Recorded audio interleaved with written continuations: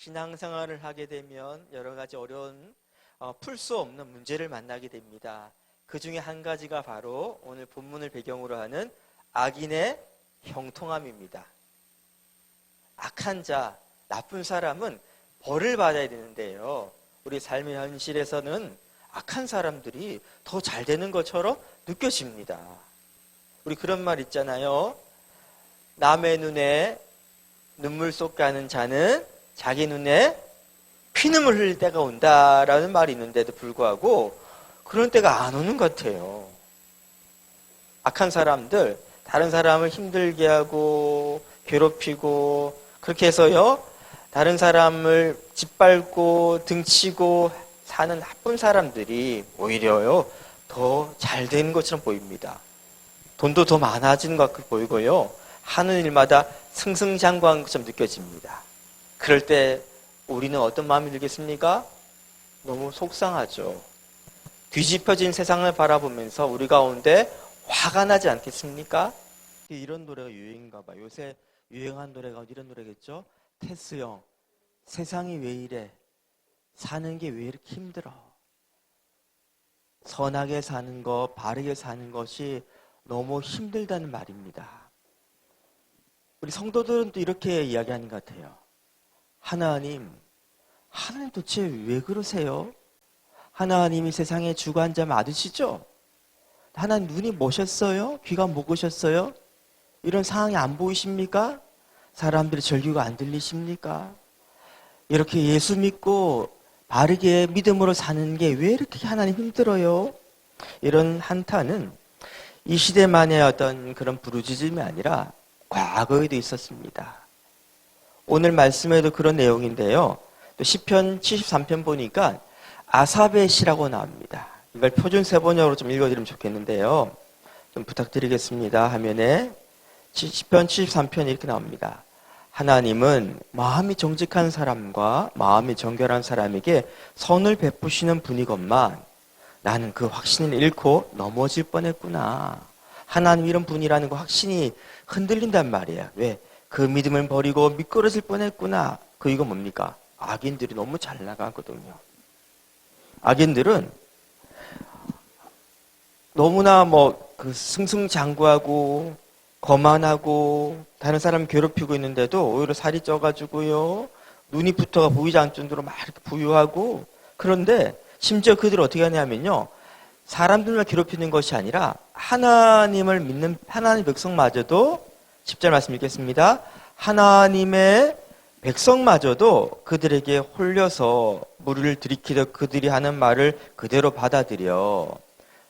그러니까 옳고 그름이 이제 흔들린다는 말이에요, 지금. 그리고 그들은 하나님이 이렇게 말합니다. 덩달아 말한다. 하나님인들 어떻게 알 수 있으랴? 가장 높으신 분이라고 무엇이 다 알 수가 있으랴? 하나님은 어떻게 봅니까? 무시하는 것이죠.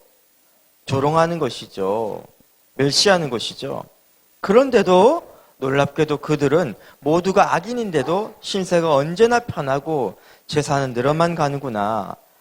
이렇다면 내 깨끗한 마음으로 살아온 것과 죄를 짓지 않고 깨끗하게 살아온 것이 허사라는 말인가?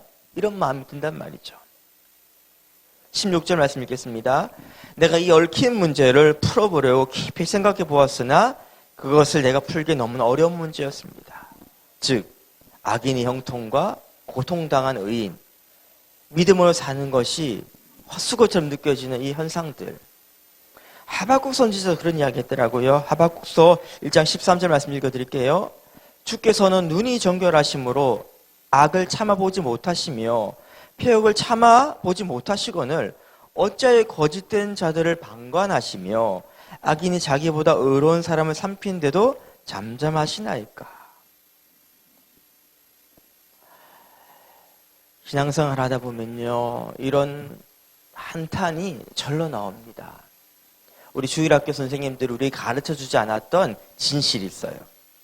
믿음으로 인내하며 잘 살면 마지막에는 하나님께서 복을 주셔가지고 욥처럼 더블의 복을 누리게 될 거야. 맞는 말입니다만, 다시 말하면 그럴 수도 있지만 하나님이 그렇게 하지 않으실 수도 있어요. 근데 그렇게 하지 않으실 수 있다는 말은 안 가르쳐 준 거예요. 그러니까 우리 하나님 왜 이래? 이렇게 말이 나온단 말입니다. 여러분, 베드로와 야고보 두 사도를 생각해 봅시다. 둘 다 복음 전하다가 감옥 갇힙니다. 베드로에게 하나님께 찾아오셔가지고 천사를 통해서 그를 탈옥하게 하시죠. 야고보는요, 그냥 못 배워 죽었어요. 우리 이렇게 생각합니다. 그러면 야고보는 뭔가 숨겨진 죄가 있는 것이 아닐까? 신앙생활 제대로 못해서 그런 거 아닐까? 아니에요. 그런 거 아니에요. 그럼 하나님은 야고보한테는 저주를 주시고 베드로한테는 복을 주신 것인가? 그거 아니란 말이에요, 여러분.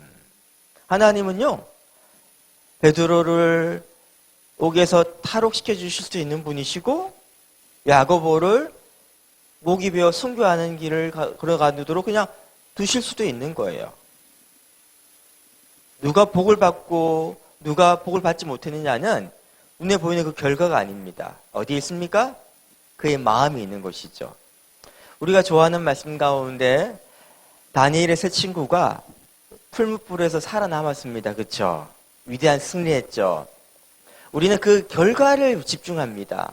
예수 잘 믿으면 우리를 힘들게 하는 그 원수, 악인들과 우리가 안전할 거야, 괜찮을 거야, 거기 집중합니다. 하지만 성경에서 주목하고 우리한테 이야기하고자 하는 것은요, 그들의 마음에 있는 믿음이에요. 그들이 뭐라고 고백합니까? 하나님께 우리를 살려주실 것입니다. 하지만 그리 아니하실지라도 하나님 부인할 수 없어요. 하나님 감사드릴 거예요. 바로 이 믿음에 성경은 포커스를 맞추고 있는 것이죠. 여러분, 우리가 이 경건함을 갖고 살 때 우리 경건함이 이 땅에서 보상으로 돌아오지 않을 수 있습니다. 이 땅에서는. 이 땅 우리가 생각하는 우리가 계산하는 그 복을 우리에게 되돌아오지 않을 수가 많단 말이에요. 오히려 성경은요, 이렇게 말합니다. 이 땅에서 경건하게 살고자 한 자는요, 무엇을 받는다고? 박해를 받는다고요.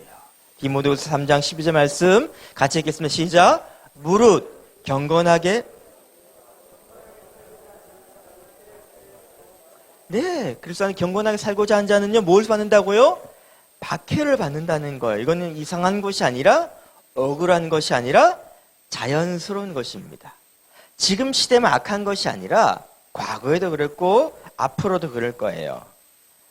그럼 여러분, 우리가 이 악인의 형통에 대해서 이 분노를 하는 것, 이게 좀 옳지 않다는 말이죠. 그렇죠? 이 분노를 하고 있는 우리의 마음의 밑뿌리를 한번 살펴봅시다. 우리가 왜 그렇게 악인들이 잘 되는 것을 보면요, 화가 날까요? 이것이 정당한 어떤 분노일까요? 의로운 분노일까요? 우리의 마음의 밑뿌리에 뭐가 있냐면요, 악인의 형통을 부러워하는 마음이 있는 거예요. 시기하는 마음이 있는 거예요. 나는 뭐 이런 열심히 살아도 안 되는데 저 인간은 나쁜 짓도 잘 되는구나. 그 마음 끝에 뭡니까? 미워 죽겠어. 그 다음에 가로 안에 뭐가 있다고요? 좋겠다. 부러운 마음이 있다는 것입니다. 오늘 말씀 1절에도 그렇죠? 악을 행하는 자들 때문에 불평하지 말며 불을 행하는 자들을 시기하지 말지어다. 불평하는 마음 가운데 뭐가 있단 말입니까? 시기하는 마음이에요. 앞서 읽었던 아사베의 시편 73편 3절 말씀에도 그것은 내가 거만한 자를 시샘하고 악인들이 누리는 평안을 부러워했기 때문에 그가 넘어질 뻔했다는 거예요. 실족할 뻔했다는 것입니다. 여러분, 악인의 형통을 부러워한다는 것이 왜 위험하냐면요, 부러워할 때 악인을 어떻게 하게 됩니까? 우리가 묵상하게 되죠. 생각하게 되죠. 자꾸 생각하면 그 우리의 마음 가운데 그 생각하는 것이 어떻게 되겠습니까? 자연스럽게 익숙해지고 그 부러움의 정서를 갖고 생각하다 보니까 나도 모르게 따라 흉내내게 되는 거예요. 모방하면서 닮아가기 시작하는 것입니다. 보세요. 생각이 하나의 어떤 입력되었을 때 감정을 다시 출력하게 되죠. 그 감정을 출력하면서 그것이 자연스럽게 어떻게 됩니까? 사람은 생각하는 대로, 그래서 그 감정을 느끼는 대로 행동하게 되죠. 행동이 반복되는 것을 우리는 습관이라 부르고, 습관을 다른 말로 이야기해서 우리는 그것을 그 사람의 인격이라 부르는 거예요. 어떤 일을 습관적으로 하는 것은요, 그것이 그 사람의 인격이에요. 우리는요, 그래서 누굴 생각해야 됩니까? 생각해야 됩니다. 그리고 생각하면서 우리 감정이 어떻게 일어나야 됩니까? 불평과 불만과 원망과 분노가 아니라 주님 생각은 무슨 생각이 듭니까, 여러분? 기쁘고 또 감사하죠, 그렇죠? 기쁨과 감사의 긍정적인 감정이 우리를 사로잡고 그래서 어떻게 됩니까?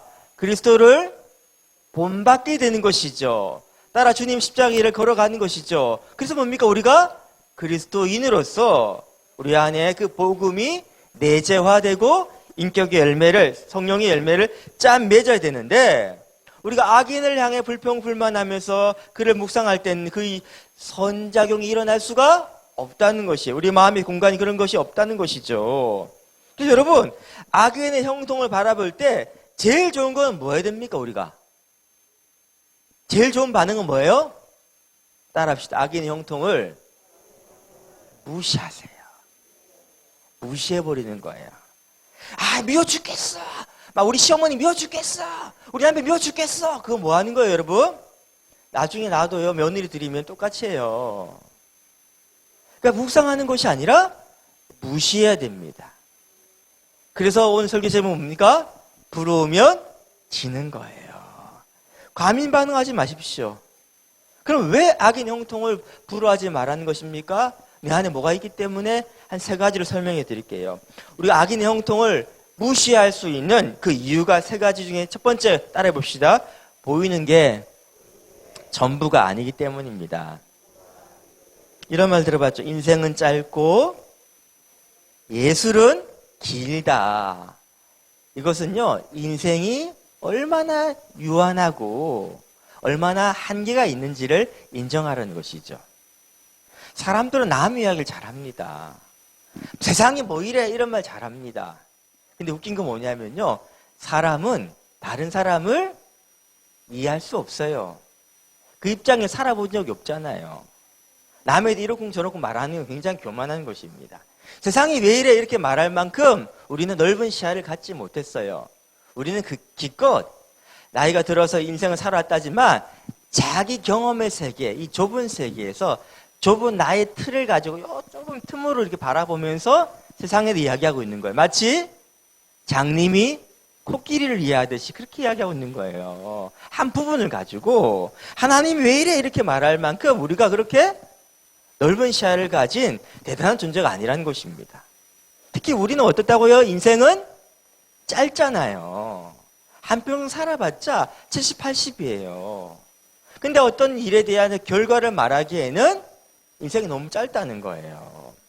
그러니까 우리는 근시안적인 시야를 갖고 있습니다. 그리고 우리는요, 아주 좁은 시야를 갖고 있습니다. 그렇기 때문에 우리가 보는 것이 내가 목격했어, 내가 보는 것을 근거 삼아서 어떤 확신을 갖는 것만큼 위험한 사람이 없어요. 내가 경험해 보니까 라고 말하는 것처럼 위험한 말이 없어요. 여러분, 그것이 우리 확신이 되어버리면요, 어떤 문제가 일어나냐면 성급하게 너무 서둘러서 어떤 결론을 내려버립니다. 이것은 대부분 오류에 빠지는 거예요. 그런 말 들어보셨죠? 책 한 권 읽은 사람하고는 절대로 대화하지 마라. 책 한 권이 그 전부거든요. 제가 요즘 걱정하는 게 뭐냐면 사람들이 점점 시야가 좁아지는 것 같아요. 제일 가장 큰 폐해가 뭐냐면요, 지식을 습득하는 방법이 유튜브라는 거예요. 유튜브의 알고리즘에 들어보셨죠, 그렇죠? 유튜브를 보게 되면요, 얘가 인공지능이 내가 어떤 성향을 좋아하는지를 파악을 합니다. 그래서요, 그 성향대로 추천을 막 하는 거예요. 그리고 우리가 주로 SNS를 소통하다 보니까 나랑 비슷 생각인 사람들끼리만 계속 대화 나누니까 시야가 점점점 좁아지는 거예요. 여러분, 우리 눈이 좁기 때문에 어떻게 됩니까? 자꾸 넓혀야 돼요. 좁은 걸 더 좁게 버리면요, 이건 하나님께 기뻐하시는 태도가 아닙니다. 예수 믿는 사람은 안 믿는 사람들하고 소위 세상 사람 만나가도요, 대화가 돼야 됩니다. 그러니까 예수 믿는 사람인데 예수 안 믿는 사람하고는 대화가 안 돼. 이건 뭐예요, 지금? 나에게 심각한 문제가 있는 거예요. 내가 지금 어떻단 말입니까? 개토에 있다는 거예요. 고립되어 있다는 거예요. 단절됐다는 거예요. 난 소금 덩어리가 되어버린 거예요. 소금은 녹아야지 짠맛을 내는 겁니다. 세상 속에 소금의 의미가 있는 거지 솜끼리 뭉쳐봤자 이것은요 아무 짝에 쓸데없는 거예요. 여러분, 그래서 우리가 보았다로 인해서 내가 확신하다 이게 아니라 뭐예요? 악인이 형통하구나. 이건 내가 보았기 때문에 그것이 분명하다 이게 아니란 말이죠. 하나님의 시각으로 바라볼 게 필요하다는 것이죠. 하나님의 시각은 어떻습니까? 아주 넓고 그리고 오랫동안 길게 볼 수 있죠. 멀리 볼 수 있죠. 그렇죠? 그 결과는 뭡니까? 2절 말씀 같이 읽겠습니다. 시작. 그들은 풀과 같이 속히 배임을 당할 것이며 푸른 채소같이 쇠잔할 것이미로다. 한마디로 이야기하면 유통기한이 아주 짧은 거라는 거예요. 푸르름, 와 영원히 푸를 것 같죠? 아니에요. 푸르다 느껴질 때부터 시들고 있는 거예요. 그래서 이런 말씀입니다. 한 방에 훅 갑니다. 저도 예전에는 제가 아주 피부가 정말 좋았어요. 어디 가면 동안 소리 들었습니다. 정말 저 결혼할 때 우리 아내 친구들이 다 저한테 아내한테 한 말, 아내 기분 나빴던 말은 뭐냐면 남편 너무 어려 보인다 이거였어요. 저보고 꼬마 신랑이라 그러는데 여러분 지금 어떻습니까? 우리 딸들 잘 부탁하면 아빠 제발 염색 좀 하세요. 할아버지 소리 들어요. 저번 놀이공원 갔더니 마스크 쓰고 이렇게 우리 큰딸 유리랑 있는데 저한테 연세 드신 분은 타면 안 된다고 그러시더라고요. 내가 너무 당황스러워가지고 저 75년생입니다 하면서 그러세요 하더라고요. 한 방에 훅 가요. 악인 대단해 보이죠, 그렇죠? 한 방에 훅 갑니다. 여러분, 우리가 보는 것이 이게 실제가 아닌 것을 명심하시기 바랍니다. 그때 악인이 부럽지 않게 되는 거예요. 그까까 뭐 한 방 훅 갈 건데 이런 마음이 든단 말이에요. 여유가 생긴단 말이죠. 두 번째, 악인의 형통을 불할 필요가 없는 이유가 뭐냐면요. 따라합시다. 악인은 역사의 주인공이 아닙니다. 반대로 얘기하면 누가 주인공이죠? 우리죠, 우리. 하나님의 관심은 바로 그리스도인, 작은 예수인 우리니까. 악인으로 대표되는 형통한 악인으로 대세등등한 악인 대표되는 성경의 인물들이 저는 이런 사람 같아요. 느부갓네살 왕. 바벨론에 들이닥쳐가지고요. 예루살렘 성전을 회파해버렸고요. 막 엄청났죠. 그렇죠? 대제국 건설하지 않았습니까? 그리고 또 바로 왕. 하나님 백성들을 풀어주라는 말씀을 거부하면서 내가 신인데 뭐 했던 그 바로 왕. 또 더 앞에 가면 니므롯. 바벨탑을 쌓았던 그 니므롯. 그 대단한 사람들. 엄청난 사람들. 그 당시만 해도 그들이 역사의 주인공이라 생각됩니다. 하지만 그들은 뭐예요? 하나님이 역사의 주관자이시기 때문에 하나님의 시야에 바라볼 때 그들은 단지 도구에 불과합니다. 바로는 어떤 존재입니까? 이스라엘 백성들이 놀라운 자유를 얻는 과정 가운데 잠깐 사용하신 도구예요. 느부갓네살은 누굽니까? 다니엘이라는 믿음의 사람이 어떻게 살아가는 게 보여주는 하나의 도구에 불과한 거예요, 여러분. 그들은 주인공 아니에요. 그래서 뭡니까? 하나님은 그들에게 별로 관심이 없어요, 솔직히. 누구한테 관심 있다고요? 우리에게. 시골 총구석에 있는 아브라함에게, 바로 우리에게. 사는 별된 별거 아닌 바로 하나님 사람 우리에게. 그러다 보니까 뭐가 우리 불편합니까? 이런 마음 들죠. 저 나쁜 놈들은 나쁜 짓만 해도 하나님 너무나 관대하시다. 근데 나는 너무 어땠단 말이에요? 내가 조금만 잘못한 하나님 바로 징계하시죠. 그렇죠? 나한테 왜 이렇게 예민하시지 하나님은? 나 미워하시냐? 그거 아니에요, 여러분. 관심 있어 그런 거예요. 제가 식당에 갔습니다. 아이들이 막 소란스럽게 합니다. 막 날아다니고 뛰어다닙니다. 제가 우리 집 애라면 어떻게 하겠습니까? 당장에 붙잡고 밖에 나가지고 혼을 내겠죠. 아니 우리 아내가 화장실 끌고 와서 뭘 하겠죠. 그렇죠? 남의 집 애라면요. 그 놔두죠. 그 남의 집인데. 남의 집이야 그런데 뭐 신경 쓸 게 있습니까? 바로 그거예요. 하나님 왜 이렇게 나한테 그렇게 예민하실까? 조금만 잘못해도 혼을 내실까? 이게 뭐예요? 하나님 우리 나를 사랑하니 관심이 많다는 거예요. 여러분, 나쁜 짓 하고 막 사는 하나님께서 나 신경도 안 쓴다 그러면 여러분 심각한 거예요, 여러분. 그게 하나님 날 그냥 이 정도쯤이야 그냥 눈 감아 주시는 게 아니라 지금 심각한 거예요. 하나님께서 여러분을 대하시는 게 지금. 로마서 1장 28절 말씀 같이 한번 읽어볼까요? 시작. 또한 그들이 마음에 하나님 부르기를 싫어하며 하나님께서 그들을 상실한 마음대로 내버려 두사 합당하지 못한 일을 내버려 두사. 이게요 가장 큰 죄에 대한 저주입니다. 내버려 두는 거예요. 징계를 하면 뭡니까? 돌이킬 수 있는 회개의 기회를 얻는데 내버려 두면요 그 악이 점점 강화돼 가지고 더 큰 악짓다 그냥 끝나버리는 거예요. 하나님은요 잠언 3장 10절 말씀 보니까 그 사랑하신 자를 징계하시기를 마치 그 아비가 기뻐한 아들을 징계함 같이 하시느니라. 사랑하는 여러분, 그래서 악인 형통이 부러운 게 아니라 불쌍한 거죠. 아유, 이거예요. 유대인들이 좀 심각한 말을 했죠. 이방인들은 지옥의 불쏘시개에 불과하다. 이게 유대인 선민의신 표현하는 것도 있지만 바로 이런 모습이에요. 악인 형통한다 할지라도 그 뭡니까? 나중에 반드시 망하잖아요. 별 의미가 없다는 거예요. 그들은 하나님 나라에 상속받지 못한다는 거예요. 그러니까 지옥의 불쏘시개에 불과하다는 거죠. 9절 말씀 오늘 읽어보니까 진실로 악을 행한 자들은 어떻게 된다고요? 끊어질 것이다. 예, 땅을 상속받지 못할 것이다. 역사의 주인공이 아니라는 거예요. 축복의 대상이 아니라는 것이죠. 그러니까 악인의 형통을 불할 필요 없습니다. 세 번째 악인 형통 불할 필요 없는 이유가 뭐냐면요. 한번 따라해 볼까요?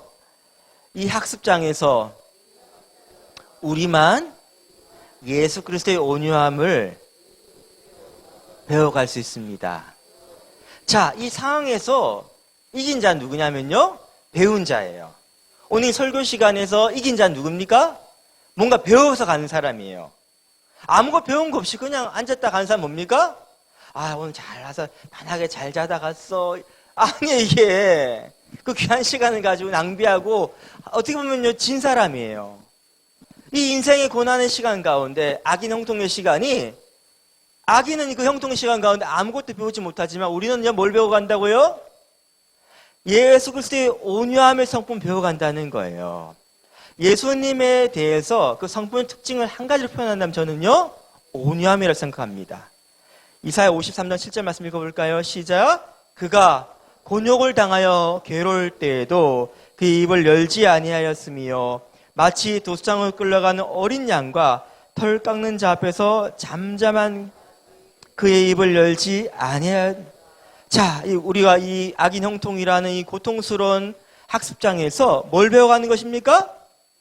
예, 정말 화가 나고 분노가 나고 속상한데도 뭐 배워가는 것입니까?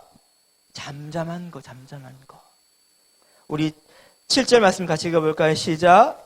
여호와 앞에 잠잠하고 참고 기다리라. 자기 길이 형통하며 악한 꾀를 이룬 자 때문에 불평하지 말라. 불평하지 말고 뭐 하는 거 배운다고요? 잠잠하게 어떻게 하는 겁니까? 기다리는 거예요. 기다리는 거. 이게 온유함입니다. 예, 이 시대 사람들한테는 이 온유함이 매력적이지 않죠. 자기 권리를 적극적으로 주장하는 그런 어떤 분위기 가운데 살고 있으니까. 권리를 주장하지 못하면 뭡니까? 바보 소리 들으니까. 그런 분 혹시 계십니까? 물건 샀다가 환불 잘 못하는 분들. 그럼 뭡니까? 아, 좀 사회생활 잘 못해 이런 말 듣잖아요. 막 레고하고 막 이렇게 하면서 막 그 똑똑한 사람처럼 여기 있잖아요. 그렇죠? 자, 그런데요. 예수님 성품이 특징이 바로 이 온유함이 있는 것입니다. 근데 여러분, 온유함을 기질로 이해하면 안 됩니다. 소극적이고 소심하고 내성적인 그 기질. 그러기보다는 뭐냐면요. 지금 이야기하는 온유함은 학습되어지는 훈련 결과로 나온 예수님 닮은 성품이에요. 자, 이 온유함을 저는 이렇게 표현하고 싶어요. 온유함이란, 한번 따라해 볼까요? 온유함이란 흔들리지 않는 편안함이다. 즉, 마음이 왔다 갔다 요동치지 않고요. 확신 가운데 딱 서 있는 그 모습이 바로 뭐예요? 온유함이라는 거예요. 어떤 분들은요, 분노, 불평, 감정 때문에 막 휘둘리는데 다른 사람은 어떻습니까? 평정심을 계속 유지할 수 있죠. 이게 바로 온유함이라는 거예요. 온유함 이렇게 표현합니다. 야생마가 아직 길들여지기 전에 어땠냐면요, 힘이 넘치죠. 막 뛰어다니고 막 점프하고 막 그 울타리도 뛰어넘기도 하고 막 달리기도 하는데 그 힘이 쓸모 있나요? 쓸모 없나요? 쓸모가 없어요, 그냥. 그런데 그 말을 길들입니다. 그럼 어떻게 해요? 주인의 의지에 따라서 밭을 갈기도 하고 사람을 태우거나 짐을 실어가 멀리 이동할 수도 있고 그 힘이 유용해지죠. 바로 이거예요. 이런 상태가 되었을 때 야생말, 길들이지 않은 이 말이 이 길들여질 때 가리키는 뭡니까? 온유하다고 표현하는 거예요. 하나님께 쓰시는 사람은 바로 온유한 사람입니다. 똑똑한 사람이 아니에요. 잘난 사람이 아니에요. 바로 온유하게 하나님 말씀에 순종하면서 인내하며 그 길을 걸어갈 수 있는 것. 근데 이것이 여러분 제가 앞서 말씀드린 것처럼 성품이 훈련된 결과라고 그랬죠. 이 훈련하는 제일 좋은 장소가 최적화된 훈련장이 어떤 곳이라고요? 악인 형통을 바라보는 곳이에요. 악인 형통을 바라볼 때 뭡니까? 모두 다 막 격동이 일어나고 하는데 어떤 사람은 그것을 인내할 수 있을까요? 잘 참고 버틴 사람이 아니라 여기 재미있는 표현이 나옵니다. 자, 온유한 사람의 결과가 바로 뭐냐면 땅을 차지하는 거예요. 마태복음 5장에도 그렇고 오늘 말씀 보니까 마찬가지죠. 그렇죠? 마지막에 11절 말씀 보니까 온유한 자가 어떻다고요? 땅을 차지한다는데 똑같이 땅을 차지하는 표현이 우리 9절에 읽어보죠. 9절 시작. 진실로 악을 행하는 자들은 끊어질 것이나 온유함이 바로 뭐냐면 여호와를 소망하는 사람이에요. 내가 칼 빼가지고 막 휘두르는 것이 아니라 다윗이 칼을 하나님께 맡겨버리죠. 그렇죠? 복수하는 것을. 다윗은 칼이 들고 있었어요. 지금 찌르면요 원수 사울을 죽일 수 있는데도 안 휘두르잖아요. 어떤 사람이 이렇게 얘기합니다. 왜 기독교 이렇게 요새 이리 치고 저리 치냐면요 기독교가 자꾸 침묵해서 그렇다는 거예요. 아니 좀 어떤 세력이 돼가지고 권리를 주장하고 맞서 싸워야 되는데 자꾸 그냥 바보같이 있으니까 우리를 바보로 여긴다는 거예요. 여러분 기독교는요 하나님께 주권을 맡기는 거예요. 이게 가장 큰 용기예요. 내가 하나님 되지 않게 해서 끝까지 마치 다윗처럼 기다리는 거예요. 여호와를 소망한다는 말은 뭐냐면요 영어 성경 보니까 wait for the Lord, 그러니까 주님이 주로 인정하기 때문에요 그분 말씀할 때 기다리고 있는 거예요. 개역 한글 성경 보니까 여호와를 기대하는 자 이렇게 표현하더라고요. 내가 하는 것이 아니라 하나님께 하시도록 기대하며 기다릴 수 있는 거? 어떤 악인 형통 가운데서 그거는요 믿음이에요. 그냥 기질적인 이야기를 하는 게 아니에요. 지금 온유한 기질을. 그러니까 믿음이에요. 믿음. 이 믿음으로써 오직 하나님께만 소망을 두는 거입니다. 이게 하나님만을 갈망하는 거예요. 그래서 뭡니까? 하나님을 의뢰하고 그의 성실을 먹을 거로 삼고, 그래서 뭡니까? 하나님께 맡기라는 거예요. 5절 말씀에 그를 의지하라는 거예요. 이 훈련이 어디서 됩니까? 악인 형통. 사랑하는 여러분, 우리가 착각하는 게 바로 뭐냐면요 뭐든지 하는 마다 잘 되는 사람 우리는 부러워합니다. 예수 믿을 때 잘 됐다고 하니까 간증한 부러워합니다. 근데 어떻게 보면 그건 부러울 게 아니에요. 지금 그는 운 좋은 사람이 아니란 말입니다. 오히려 그는 뭐예요? 지금 아직 훈련받지 않은 사람이에요. 준비되지 않은 사람이에요. 남자들요 대학교 때 열심히 상하다가 진짜 가짜인지 구분하는 때가 언제인지 압니까? 군대 가보면 알아요. 군대 가가지고 끝까지 그 고난 당해서 믿음 지키면 진짜인데 많은 경우에 아직 변질돼요. 여자들 언제입니까? 애 낳으면 압니다. 애 낳으면 육아 힘들 때 막 신앙 막 떠납니다. 지금 우리는 어떻게 할 수 있습니까? 코로나 때만 알죠, 그쵸? 가라지와 알곡이 구분되는 시간이에요. 그러니까 지금 여러분 어떤 사람들은 코로나 때문에 예수 믿기 너무 힘들어요 지금 이렇게 하는데 오히려 지금 뭡니까? 예수 믿기 힘든 시간이 아니라 양다리 걸치기 힘든 시간입니다. 세상과 하나님을 겸하여 다 만족시키면서 충족하며 살 수 있다 생각했던 착각들이요 와르르 무너지는 거기 때문에 진짜 오히려 바로 이야기하면 예수 믿기에 딱 좋은 시대에 살고 있습니다. 할렐루야. 옆 사람 바람 고백합시다. 당신은 지금 예수 믿기에 딱 좋은 시대에 살고 있습니다.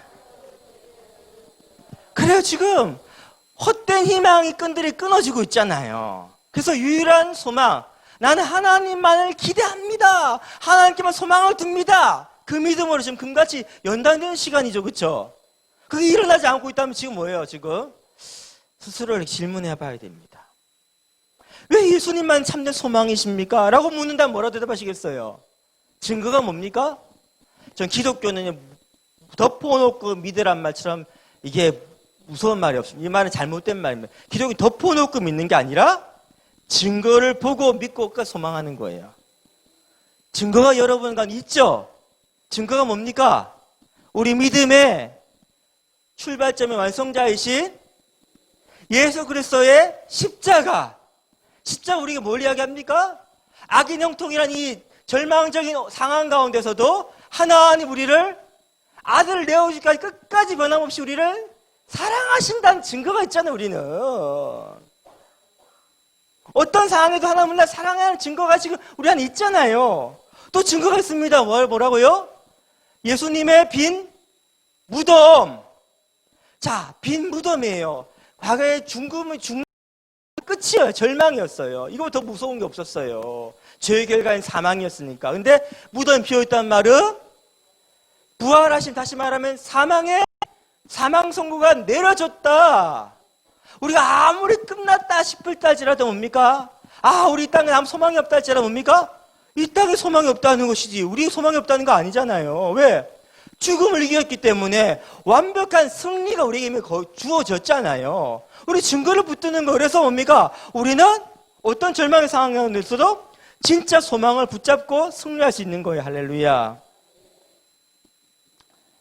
많은 분들이 이야기합니다. 지금 세상이 너무 어두워서 진짜 바르게 신앙생활하기 힘들다고 해요. 예, 세상이 어둡다는 것은 어떻게 보면 여러분, 우리가 예수 그리스도를요 전하기 딱 좋은 것입니다. 지금은 전도문 닫힌 것이 아니라 오히려 전도하기 딱 좋은 때입니다. 옆 사람 보고 가겠습니다. 전도하기 딱 좋은 시대에 살고 있습니다. 과거에는요 여러 개의 어떤 자잘한 빛들이 있었어요. 인간의 인본주의적인 선이. 그럼 우물에 빠져간 사람 보면요 우리가 건져주고 싶죠. 우리 아이 아니라도. 그렇죠? 그런 선의도 있었고 도덕의 어떤 윤리의 어떤 빛도 있었고 어떤 종교적인 어떤 의의 반짝이는 불빛도 있었는데 지금 그게 다 꺼져가고 있죠. 그렇죠? 다 꺼지고 있잖아요. 지금. 그래서 더 어두워지고 있잖아요. 근데 이 말은 다시 말하면 우리 안에 있는 참 소망의 빛은 꺼지지 않으니까 깜깜한 데 들어가 보세요. 여러분, 야광 팔찌 하나 있어도 그것이 환하게 비춰지잖아요. 드러나잖아요. 그러니까 지금 세상에서 우리가 안에 있는 참 소망의 빛을 드러내기에 너무 좋은 때입니다. 교회사를 쭉 살펴보면요 기독교의 어떤 복음에 흥황하던 시대는 다 사회의 암흑기예요. 악의 전성시대예요. 로마 말기가 그랬고 중세시대 때 말기도 그랬고 또 우리나라도 마찬가지 아닙니까? 일제강점기 때 복음이 가장 흥황했어요. 세상이 어두우면 어두울수록 악이 득세하면 득세할수록 우리 어떻습니까? 우리 안에 진짜 복음이 빛날 수밖에 없는 것입니다. 그러니까 우리는 세상을 부러워하는 존재가 아니라 세상이 우리를 바라보면서 너희 어떻게 이렇게 평정심을 누릴 수 있지? 어디 너희 이렇게 행복하니? 너희 담대하고 어떻게 기쁨이 넘치니? 그래서 우리 안에 있는 소망의 이유를 묻게 되는 것입니다. 사랑하는 여러분, 악인 형통이 시대에 살고 있습니다. 하지만 우리는 악을 부러워할 필요 없습니다. 그 성공 부러워할 필요 없어요. 왜냐하면요 하나님 우리 역사의 주인공 삼았기 때문에 우리가 보이는 거는요 열악하게 보이는 거예요. 하나님 시각 바라볼 때는요 그 악인은 반드시 망할 수밖에 없습니다. 우리는 이 시간 가운데 뭘 배워갑니까? 예수님 닮아가는 온유함의 그 성품의 열매를 맺어가는 축복의 시간인 거예요. 저 여러분 믿음을 끝까지 흔들리지 않고 담대히 나아가시길 축복합니다.